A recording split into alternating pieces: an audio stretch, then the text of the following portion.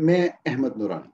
पाकिस्तान की बदकिस्मती रही है कि मुल्क बनने से लेके आज के दिन तक कभी भी आइन और कानून की हुक्मरानी नहीं हो सकी। हमेशा ताकत की हुक्मरानी रही। जो भी ताकतवर था, चाहे वो कोई गैर मुंतखब सिविलियन था या कोई फौजी डिक्टेटर, जो भी फैसले किए गए वो ताकत के असूल के तहत किए गए और आइन और कानून का हमेशा खिलवाड़ बनाया गया। आज का दिन 3 अप्रैल 2022 पाकिस्तान की जमहूरी और पार्लियामानी तारीख का यकीनन एक स्याह दिन है, जब वजारत उज़्मा के ओहदे पर बराजमान जनाब इमरान खान ने अपनी जिद और अना पूरी करने के लिए आइन और कानून का बदतरीन मजाक बनाया।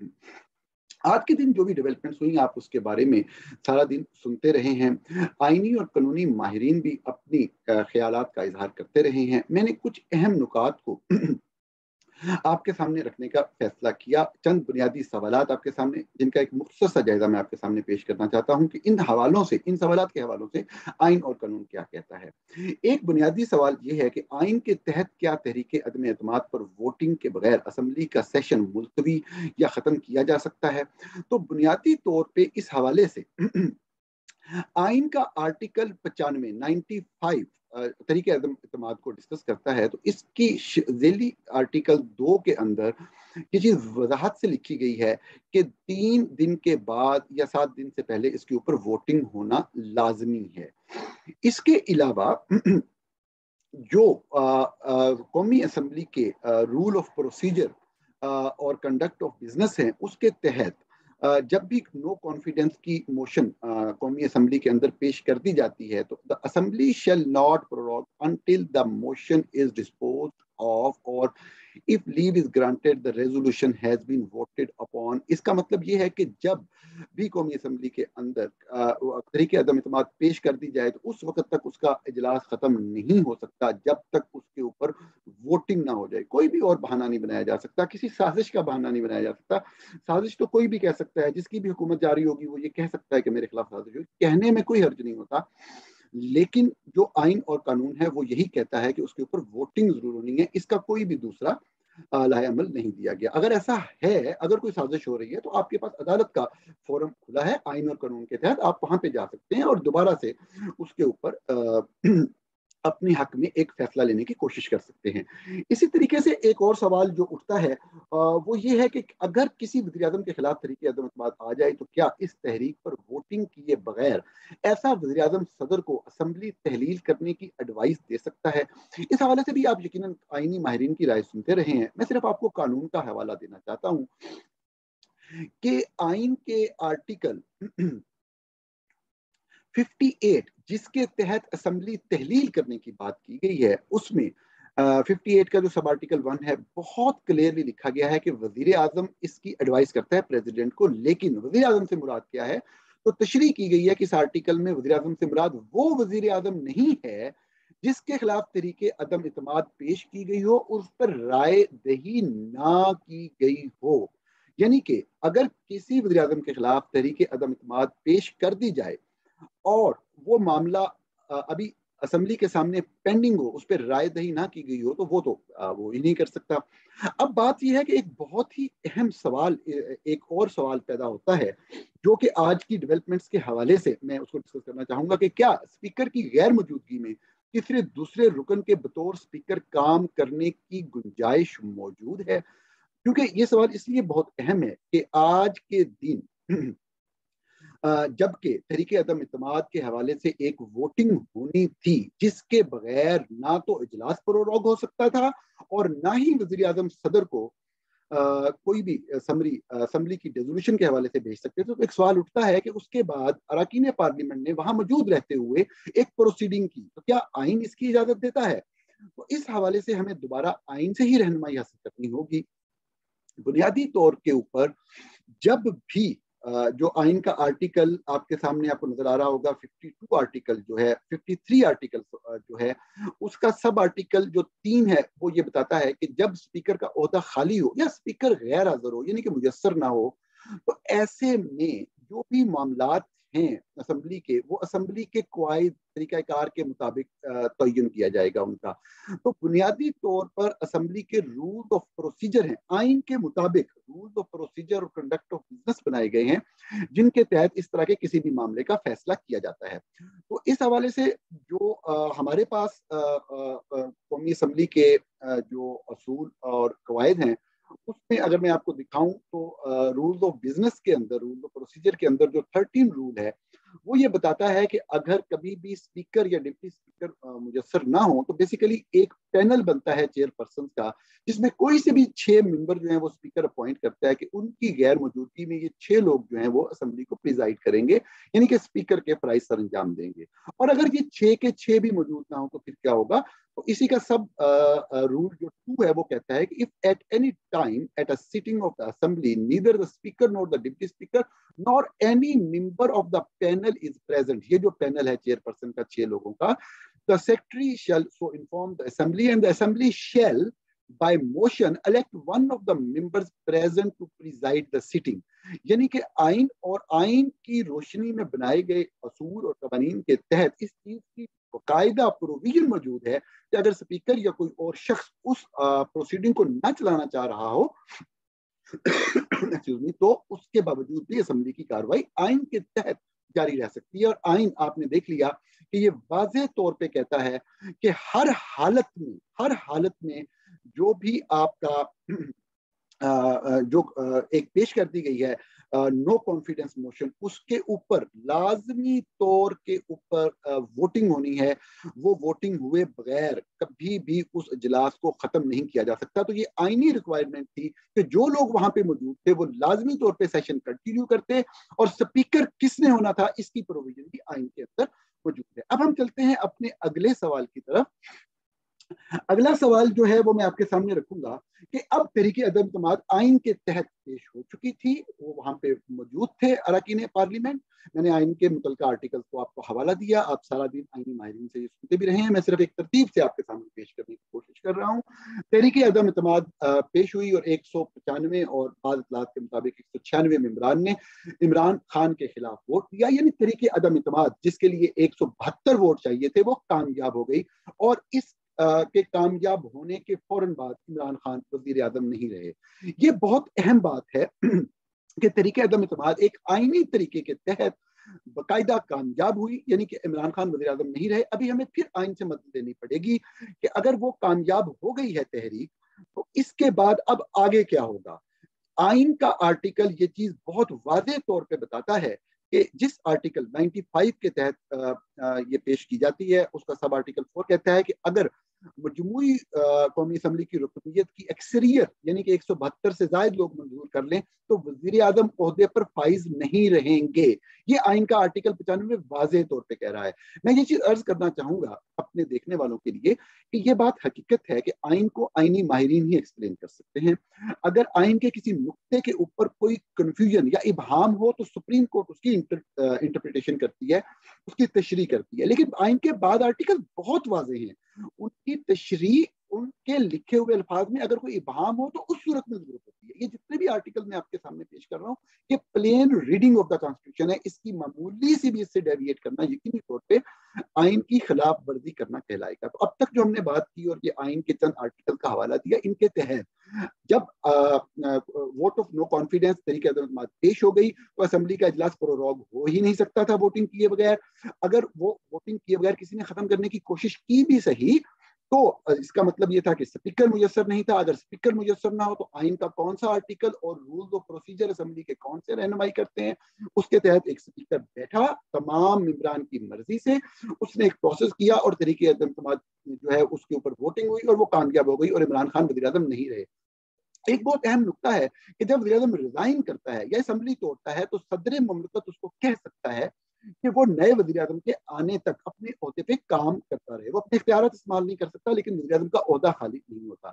लेकिन इस हवाले से मैंने आपको बड़े वाज़ेह अंदाज में जो आइन का मुतलका आर्टिकल 95 है वो दिखाया कि अगर तरीके अदम इत्तेमाद कामयाब हो जाए तो वो अपने ओहदे पर फाइज नहीं रहेगा, यानी कि इमरान खान इस वक्त मुल्क के वज़ीर आज़म नहीं रहे। अब इसके बाद हम चलते हैं अपने अगले सवाल की तरफ जो आज के दिन के हवाले से पैदा होता है, और वो ये है कि अगर असेंबली के इजलास में वोटिंग के बाद तहरीक कामयाब हो जाती है तो क्या नए वज़ीर-ए-आज़म का इंतखाब किया जा सकता है, या वो इंतखाब कैसे होगा? तो यकीनी तौर पे जो भी असेंबली है, जो भी लोग मौजूद हैं, वो नए उसका इंतखाब कर सकते हैं अपने ही मेंबरान के अंदर से। इसमें आइन भी बहुत क्लियर है, और आइन के तहत बनने वाले असेंबली के जो रूल्स हैं, जो रूल्स ऑफ प्रोसीजर और कंडक्ट ऑफ बिजनेस हैं, वो बहुत वाज़ेह तौर पे ये बताते हैं कि उनका रूल नंबर 32 है, वो कहता है election of the prime minister, मैं इसे पढ़े देता हूँ, after the election of the speaker and deputy speaker following a general election, ये जनरल इलेक्शन की बात हो रही है। आगे है, और whenever the office of the prime minister falls vacant, यानी कि जब भी वज़ीर-ए-आज़म का ऑफिस खाली हो जाए, जैसा कि आज खाली हुआ, for any reason assembly shall to the exclusion of any other business proceed to elect without debate any of its Muslim members to be the prime minister। तो फौरी तौर पे असेंबली प्रोसीड करेगी एक नए कायदे ऐवान को चुनने के लिए आइन के तहत। जब वो आइन के तहत मुंतखब हो जाएगा तो इसका अगला प्रोसेस ये होगा, हम अगला सवाल इसमें देखते हैं कि अगर ये हो जाए और उसके बाद जो सदर मुमलकत है अगर वो हलफ ना ले तो इस हवाले से क्या हो सकता है। इस हवाले से भी आइन बहुत वाज़ेह है कि सदर मुमलकत अगर अपने फ्राइज किसी भी वजह से सर अंजाम नहीं देना चाहते तो उनके पास चेयरमैन सेनेट होगा, चेयरमैन सेनेट नहीं होगा तो स्पीकर कौमी असम्बली होगा। तो हलफ के प्रोसेस के अंदर भी कोई भी प्रॉब्लम नहीं होगी। आज के दिन पैदा होने वाले सवालात में एक और सवाल की तरफ चलते हैं जो हमारी आज की गुफ्तगू का आखिरी सवाल है कि इस सारे मामले के अंदर अब इस वक्त सुप्रीम कोर्ट का क्या किरदार है। तो जो सुप्रीम कोर्ट का किरदार है वो आइन की तशरीह के हवाले से है। इस हवाले से किसी किस्म का कोई इबाहम नहीं है। ये तमाम आर्टिकल जो मैंने आपके सामने रखे हैं बहुत वाज़ेह हैं, प्लेन रीडिंग के अंदर बता रहे हैं, कोई इबाहम नहीं है। बाज़ वक़्त इबाहम होता है कि अगर ये हो गया तो अगली सूरत हाल क्लियर नहीं है तो उस पर सुप्रीम कोर्ट रहनुमाई करती है। तमाम आर्टिकल बहुत ही वाज़ेह हैं कि इस वक्त एक पार्लियामेंट्री तरीका को फॉलो करते हुए तरीके अदम पेश हुई। आज 7वां दिन था, उसके ऊपर जो भी 7 डिप्टी स्पीकर के ओहदे पे थे वो करने को तैयार नहीं थे, तो उसमें आइन के तहत जो है उसकी प्रोसीडिंग जारी रखी गई। तरीके अदम के ऊपर वोटिंग हुई, वोटिंग कामयाब हुई, वज़ीर-ए-आज़म अपने ओहदे पे फाइज नहीं रहे और अब आगे प्रोसीडिंग जो है उसको ले जाया जा सकता है। लेकिन ऑब्वियसली मामला सुप्रीम कोर्ट के सामने गया है, तो सुप्रीम कोर्ट इन मामलों के ऊपर आइन के इन्हीं शिक्कों के तहत जो मैंने अभी आपके सामने एक्सप्लेन की अपना फैसला देगी और ये मामला आगे चलेंगे। बात खत्म करने से पहले मैं लाजमी तौर पे इस तरफ आऊंगा कि इसका पस मंजर क्या था। इसका पस मंजर यही था कि इमरान खान जो खुद बजाते खुद फौज के किरदार के नाकद रहे, जब उन्होंने ये देखा कि वो किसी भी तौर पे इक़्तिदार में नहीं आ सकते तो उन्होंने फौज का कंधा इस्तेमाल करने का फैसला किया। 2016 में डान लीज के बाद उस वक्त के वज़ीर-ए-आज़म को सुप्रीम कोर्ट को प्रेशर में ला के और जजेस को कंट्रोल करके वज़ीर-ए-आज़म को तो घर भेज दिया गया, लेकिन साथ में एक मंसूबे के तहत 2018 के इंतखाबात को मुकम्मल तौर पे रिग करके अपनी मर्जी के वज़ीर-ए-आज़म को मुसल्लत किया गया। जो भी शख्स वज़ीर-ए-आज़म बनता है उससे किसी न किसी दिन एक गलती होती है और वो ये गलती होती है कि वो खुद को वज़ीर-ए-आज़म समझता है। जिस दिन वो खुद को वज़ीर-ए-आज़म समझता है GHQ रावलपिंडी उसको हटाने का फैसला कर लेता है। वज़ीर-ए-आज़म इमरान खान को हटाने का फैसला हो चुका था।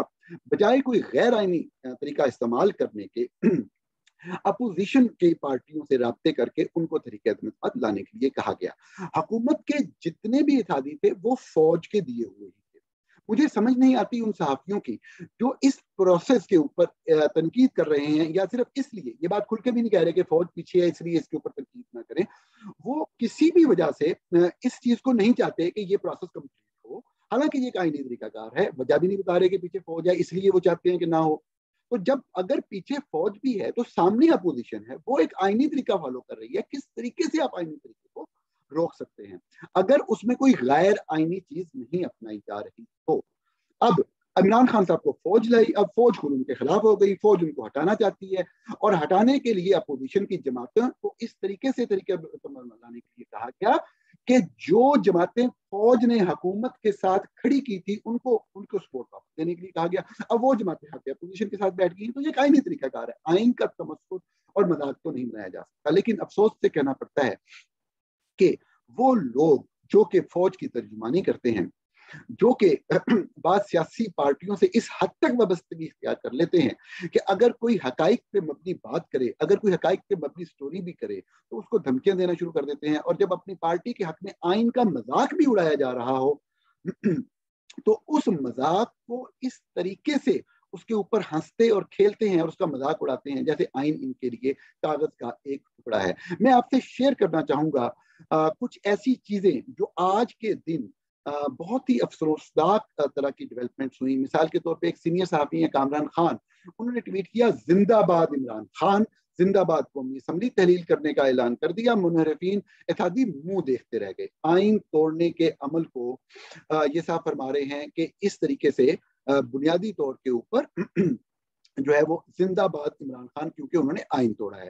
اعتزاز احسن صاحب مختلف چینل پہ آئے، انہوں نے بہت اہم باتیں کی، لیکن سلیکٹڈ باتیں نکال کر کہ ایک لمبا چھکا مارا ہے اور گیند میدان سے باہر چلی گئی ہے، آئین توڑنے کے عمل کو اس طریقے سے تمسخر اڑایا گیا۔